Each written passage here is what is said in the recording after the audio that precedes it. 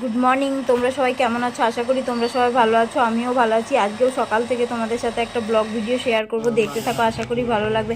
আজকের দিনটা ছিল মেয়ের জন্মদিন, যেহেতু কিছুদিন আগে হয়ে গেছে, ব্লগটা শেয়ার করতে দেরি হয়ে গেল।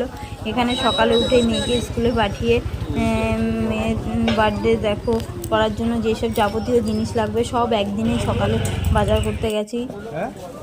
ফার্স্ট দেখো, এটা আমাদের সবজি মার্কেট। এখান থেকে যা যা সবজি লাগবে এক এক করে সব কিছু কিনে নেওয়া হয়েছে। সবজির মধ্যে নিয়েছিলাম গাজর, ক্যাপসিকাম, যেহেতু ফ্রাইড রাইস করা হয়েছে। আর দেখো এখানে চলে এসেছি মিষ্টির দোকানে, মিষ্টি নেওয়া হয়েছে, দই।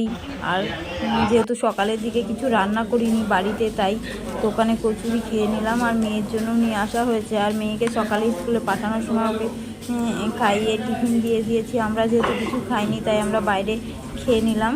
আর এখানে